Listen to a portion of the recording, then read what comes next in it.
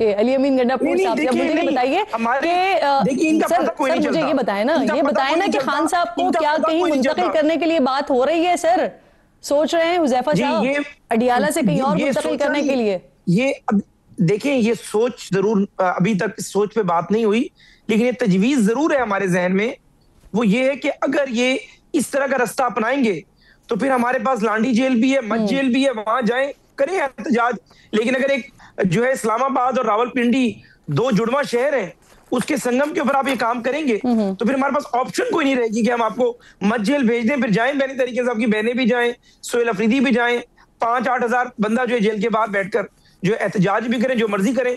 लेकिन अगर आप इस्लामाबाद में, रावलपिंडी में आपको एक सहूलत दी हुई है, आपके लीडर को यहाँ पर कैद किया हुआ है, वो अपना फंडामेंटल राइट एक्सरसाइज करे, अपनी बहनों से जरूर मिले, फैमिली मीटिंग्स करे, लेकिन अगर वो मरकज में चढ़ाई करने की मंसूबाबंदी करेगा तो फिर जाहिर है हमारे पास जेल मैनुअल में इख्तियार मौजूद है, कैदी मुंतकिल होते रहते हैं, डेली बेसिस का काम है, कैदी यहाँ से वहां जाते हैं।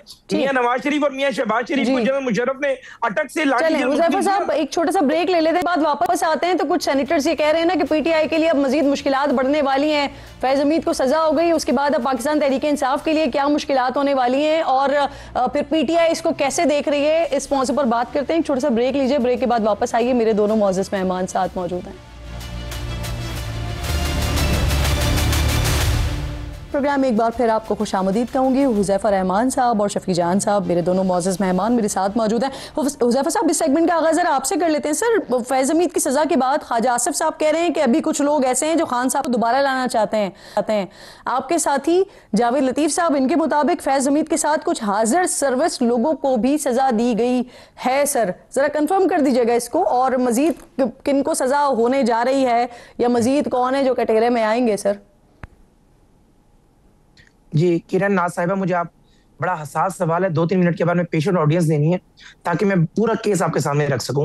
पहली बात तो ये है कि बिल्कुल आपके सामने है, कोर कमांडर लाहौर जो है उन्हें सजा ही दी गई थी ना, उन्हें ओहदे से हटाया गया था। कुछ उस वक्त 2 स्टार जनरल्स थे, उन्हें भी पनिशमेंट मिली, कुछ ब्रिगेडियर्स को सजाएं मिली। दूसरी बात जो है, जो बार बार मीडिया के कुछ हलकों में या तहरीक इंसाफ नैरेटिव बनाने की कोशिश कर रही है कि फैज हमीद ने कोई हमारी सहूलतकारी की है, मुझे आप ये बताएं 2017 में फैज हमीद डीजीसी था, पनामा जो है सारा उसने उभारा, मीडिया को पूरे वॉल्यूम 1 से वॉल्यूम 10 की नकुल वो दिया करता था। 2018 में हमारी बलूचिस्तान की हुकूमत फैज हमीद ने खत्म करवाई। 2018 में आरटीएस फैज हमीद ने बिठाया इनकी खातिर। 2018 से लेकर 2022 तक इमरान खान के हर मुखालिफ को अंदर फैज हमीद ने किया।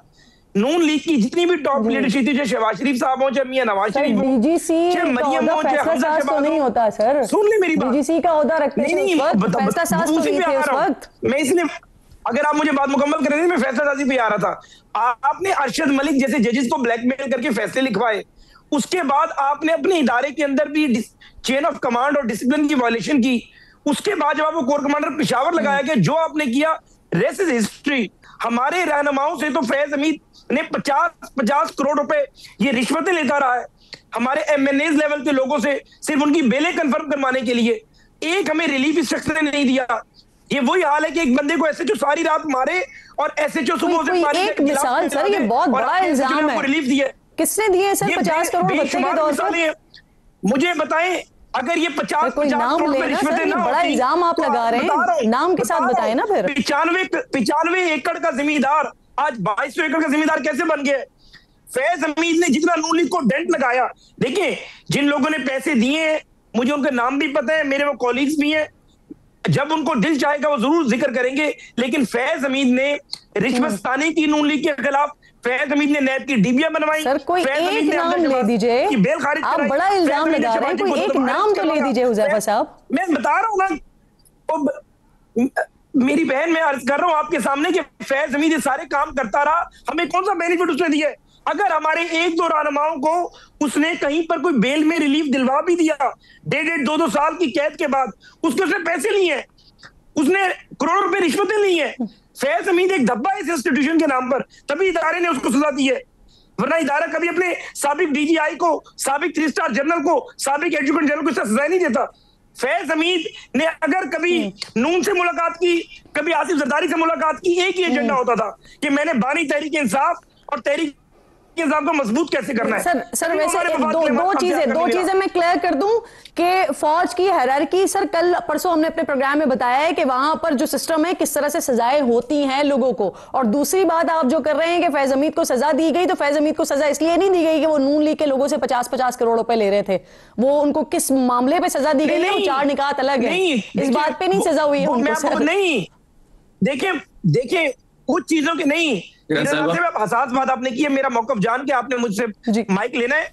पहली बात तो ये है कि आप जो बात कह रही हो बिल्कुल ठीक है, जो चार्ज थे वो सबके सामने है, लेकिन उस प्रेस रिलीज के नीचे लिखा हुआ है कि सियासी मामलात की भी हम बात पुष्ट कर रहे हैं। जो शिकायत पहुंची अगर हमारे कुछ लोग शिकायत करेंगे तो ज़ाहिर है उस पर भी इदारा करेगा, तहकीकात होंगी। अगर हमारे लोग मुरव्वत वाले, सर वो जिन्होंने 50 करोड़ दिए हैं वो शिकायत करेंगे, कौन है आपके लोग जो शिकायत करने जा रहे हैं? सर देखिए सब कौन शिकायत करने जा रहा है? देखिए बात यह है कि ऐन मुमकिन है किरण साहिबा, ये बातें मैं कभी ना करता, लेकिन चूंकि हमारी जमात के खिलाफ नैरेटिव ये बनाया जा रहा है कि हमने कोई फैज से कभी रिलीफ लिया है या हमने कभी सहूलतकारी की है, इसलिए मुझे ये खोल के सामने रखना पड़ा है। मुमकिन है लोग बात ना करें तो मैं किसी का राज अफशा क्यों करूं, लेकिन ये बात अपने जहन में रखें कि फैज हमीद ने नून लीग को जिसने 50 करोड़ दिए हैं और जो जा रहा है उसके लिए लिख कर देने के लिए जा रहा है, आप खुद कह रहे हैं कि मुस्लिम लीग नून फैजियाब अगर हुई है तो किस तरह से हुई है ये बताएं ना फिर सामने। और ये शफी साहब से जरा मैं पूछ लूं, शफी साहब